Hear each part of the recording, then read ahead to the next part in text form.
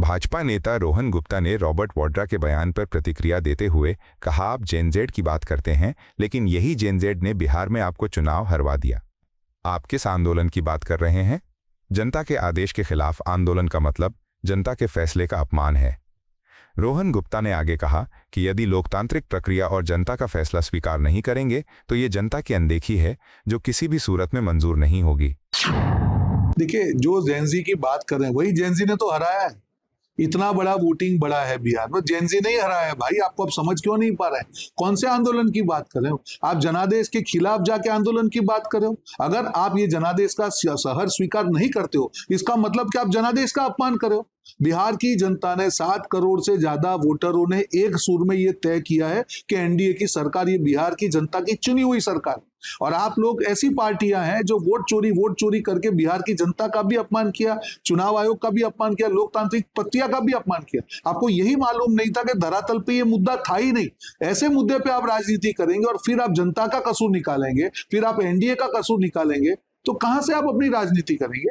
देश चाहेगा कि एक सशक्त विपक्ष हो, पर विपक्ष की जिम्मेदारी है कि ऐसे मुद्दे उछाले जो जनता से कनेक्टेड मुद्दे हो। सिर्फ आप अपनी सत्ता के मुद्दे होंगे, परिवारवाद के मुद्दे होंगे, तो जनता आपके साथ कभी भी नहीं चलेगी। जनता को मालूम है हकीकत क्या है और इसीलिए इतना बड़ा जनादेश एनडीए के फेवर में दिया। केंद्रीय मंत्री अश्विनी वैष्णव ने कहा, जीएसटी स्लैब सिस्टम खत्म होने के बाद अब सीमेंट पर एक समान रेट तय कर दिया गया है।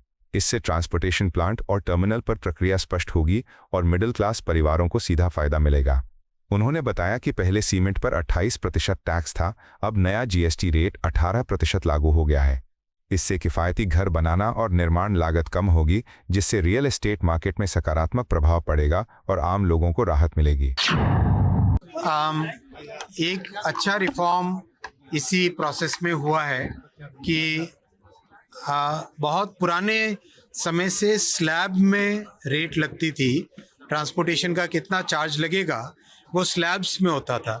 स्लैब का कारण ये है कि किसी ज़माने में जब कंप्यूटर्स और ऑटोमेशन और सिस्टम्स नहीं थे, तब एक टेबल के अंदर, बुक के अंदर एक टेबल होती थी, उस टेबल से देख के फिर रेट का चार्ज लगाया जाता था।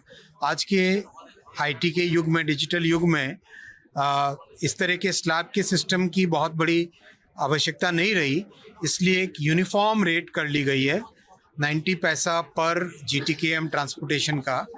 तो उससे सीमेंट के ट्रांसपोर्टेशन में और सीमेंट का प्लांट कहाँ लगाना है, सीमेंट का अनलोडिंग टर्मिनल कहाँ लगाना है, उस पर बहुत बड़ी क्लैरिटी आ जाएगी और इससे फिर उसका मेजर इम्पैक्ट पड़ेगा हमारे मध्यम वर्गीय परिवारों में, जिनको घर बनाने अपने, उन घरों के लिए जो सीमेंट यूज़ होगा उस सीमेंट की ट्रांसपोर्टेशन कॉस्ट कम होगी। भाजपा नेता शाहनवाज हुसैन ने बिहार चुनाव के नतीजों पर तंज कसते हुए कहा, कांग्रेस की बुरी हार हुई है। उन्हें दिल्ली में 0 सीट मिली और बिहार में 6 सीटें जीतने में कामयाब रहे। ये वे क्षेत्र हैं जहां कांग्रेस के उम्मीदवारों ने अपनी व्यक्तिगत काबिलियत से जीत हासिल की। आज कांग्रेस का निशान जीत की नहीं बल्कि हार की गारंटी बन चुका है। जनता अब उनके वादों और घोषणाओं पर भरोसा नहीं करती। शाहनवाज हुसैन ने यह भी जोड़ा कि बिहार की जनता ने एनडीए को ऐतिहासिक जनादेश देकर यह स्पष्ट कर दिया है कि अब राज्य की राजनीति विकास और स्थिरता के आधार पर ही आगे बढ़ेगी। देखिए, कांग्रेस पार्टी बुरी तरह हार गई है। दिल्ली से 600% ज्यादा सीट मिली, तब भी बयानबाजी कर रही है। दिल्ली में मिला था 0, अब बिहार में तो मिल गया 6। अब वो ऐसे लोग जीते जो अपने दम पे जीते लोग हैं। कांग्रेस का सिंबल आज जीत की गारंटी नहीं है, हार की गारंटी है। कांग्रेस पार्टी हर चुनाव में गाली गलौज पे आ जाती है। प्रधानमंत्री को माँ की गाली देने वाली कांग्रेस का बुरा हाल बिहार के लोगों ने किया, जवाब दिया। अब पहले ईवीएम के बारे में कहते थे, वोट चोरी कहते थे, राहुल गांधी कहते थे हाइड्रोजन बम है उनके पास। वो लगता है कि बम उन्हीं के यहाँ फट गया और सीटें 6 मिल गई उनको। तो इसलिए अब बयानबाजी कर रहे हैं एसआईआर पर। जहां भी एसआईआर हो रहा है इस पर भी बयानबाजी कर रहे हैं। कांग्रेस को आत्मचिंतन करना चाहिए, क्या कारण है जो इतना बुरा हाल हो रहा है। विश्व हिंदू रक्षा परिषद के नेशनल प्रेसिडेंट गोपाल राय ने हालिया घटनाओं पर प्रतिक्रिया देते हुए कहा, दिल्ली और कश्मीर की घटनाएं मामूली नहीं बल्कि एक बड़ी साजिश का हिस्सा हैं। साजिश के तहत 25 से 30 लाख हिंदुओं को मारने का प्लान था। यदि मोदी सरकार नहीं होती और कांग्रेस की सरकार होती तो अब तक 2 से 2.5 लाख लोगों की हत्या हो चुकी होती। ऐसे हालात में हिंदू समाज को जागरूक और एकजुट होना चाहिए। उन्होंने सरकार से हिंदुओं की सुरक्षा के लिए ठोस कदम उठाने और एकता की जरूरत पर बल दिया। देखिए, ये जो दिल्ली और कश्मीर में जो घटनाएं हो रही हैं, ये घटना की साजिश जो है बहुत बड़ी साजिश रची गई है और ऐसी रची गई थी कि कम से कम 25 से 30 लाख हिंदुओं को समाप्त करने की योजना बनी थी। आज मोदी जी की सरकार नहीं होती, कहीं कांग्रेस की होती, तो मुझे लगता है अब तक 2-2.5 लाख लोगों की मौत हो चुकी होती, क्योंकि ये अब केमिकल से विस्फोटक पदार्थ बना रहे हैं। यहाँ तक कि सब्जी से लेकर के पपीता से लेकर फलों में भी इंजेक्शन लगा लगा के बेचा जा रहा है और वो ऐसे लोगों को बेचते हैं जो हिंदू ये टारगेट करते हैं। ये हमारे देश के लिए बहुत शर्मनाक बात है और हमारे देश के जो हिंदू हैं संगठित नहीं हो रहे हैं। बागेश्वर धाम ने जब कहा कि जागो हिंदू जागो, और हम लोग स्वयं जब हमारा अंतर्राष्ट्रीय अधिवेशन था उसमें भी हम लोग भारत को हिंदू राष्ट्र घोषित करने की जो योजना बनाए थे, ये क्यों बनाए थे कि सभी धर्मों का हम लोग सम्मान करते हैं। ऐसा नहीं मुसलमान है तो हम लोग उनके विरुद्ध हैं, लेकिन अपनी रक्षा के लिए हिंदुओं को संगठित होना चाहिए, जो नहीं हो पा रहे हैं। हफ्ते में एक दिन भी ये लोग आधे घंटे का हनुमान चालीसा 15 मिनट का समय नहीं निकाल पाते। इसलिए हिंदुओं को जागरूक करने की आवश्यकता है। और आईबी की रिपोर्ट जो दिल्ली से लेकर के लखनऊ तक है, उसमें जो लोग चिन्हित किए गए हैं, भाई जिसको मरना होगा ऊपर वाले का आशीर्वाद होगा, जिंदा रहेगा मारने वाले।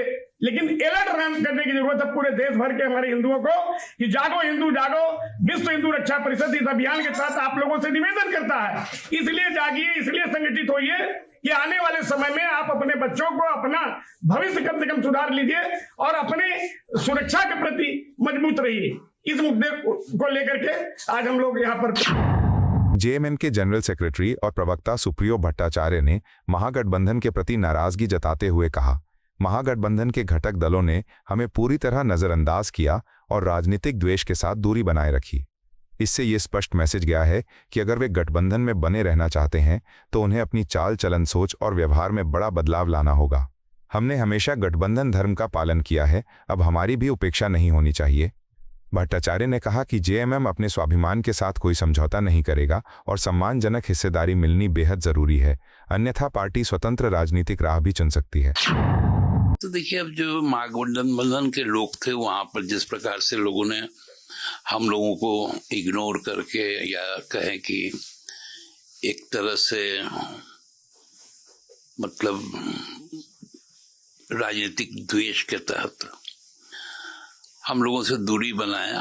अब ये लोग आगे का सोचे कि कैसे चीज़ों को समेट के आगे बढ़ना है, क्योंकि जनादेश जो था वो उन्होंने इस बात का संकेत दे दिया है कि आपको अपने आचार विचार व्यवहार तीनों को बदलना पड़ेगा। तो ये पहले बदल जाए, फिर हम लोग देखेंगे। सर, इशारा किसके तरफ है?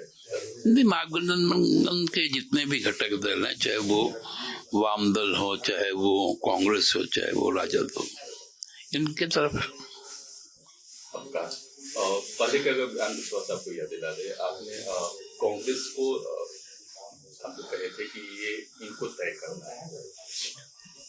नहीं, इसलिए तो हम कह रहे हैं ना कि अब इनको सोचना पड़ेगा, क्योंकि हम तो इनके साथ में यहाँ गठबंधन धर्म निभा ही रहे हैं और आगे भी इनको यदि हमारी जरूरत है तो फिर अपना व्यवहार, आचार विचार सबको रिथिंक करना ही पड़ेगा।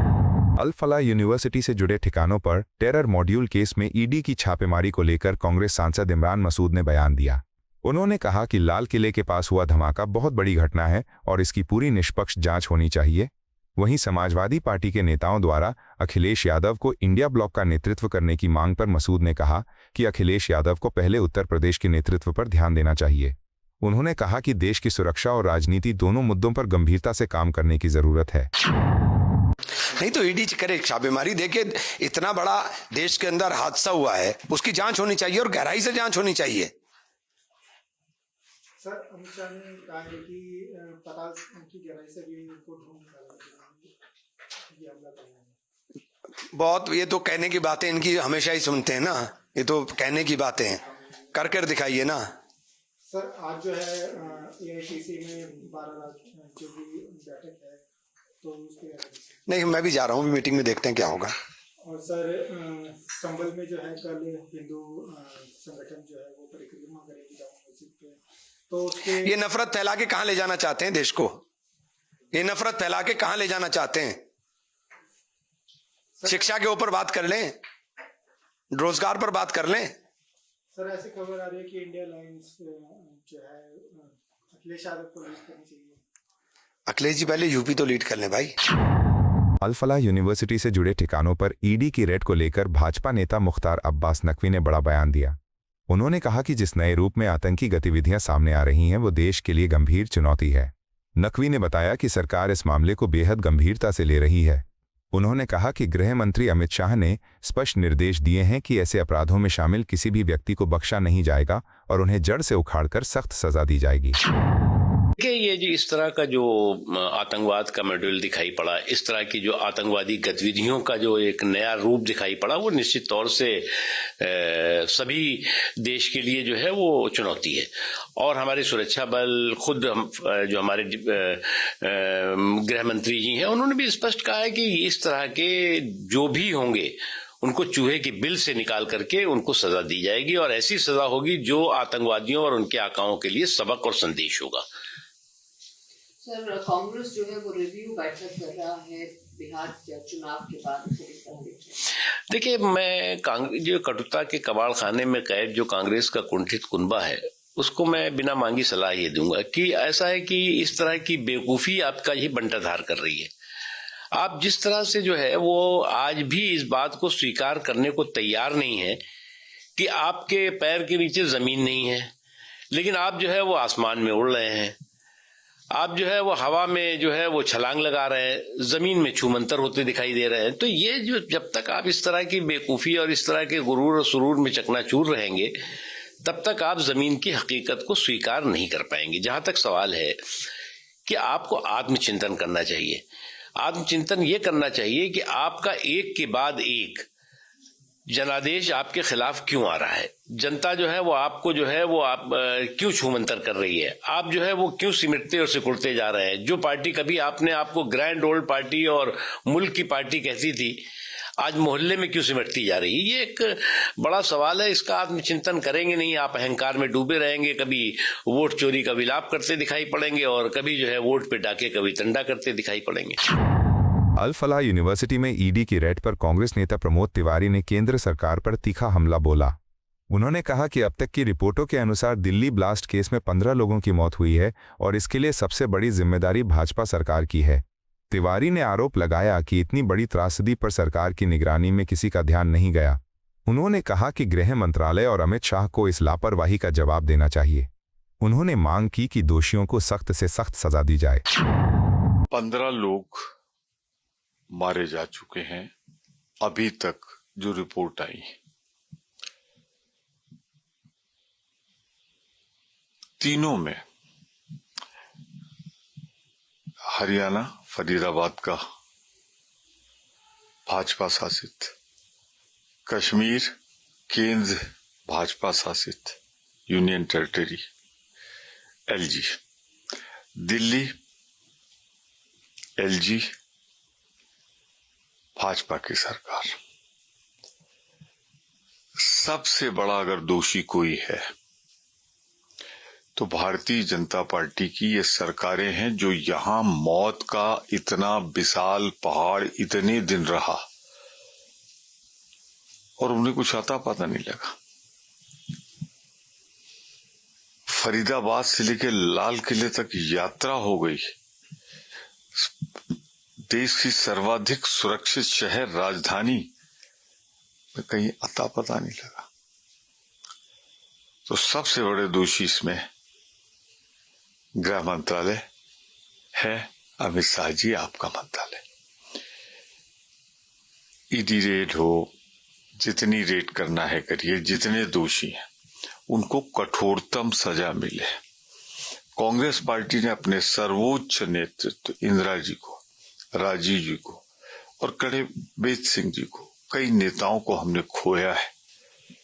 तो आतंकवाद को जो पालता हो, जो आतंक करता हो, जहां से फंडिंग होती हो, उनके खिलाफ कठोरतम कार्रवाई का पक्षधर हूं मैं।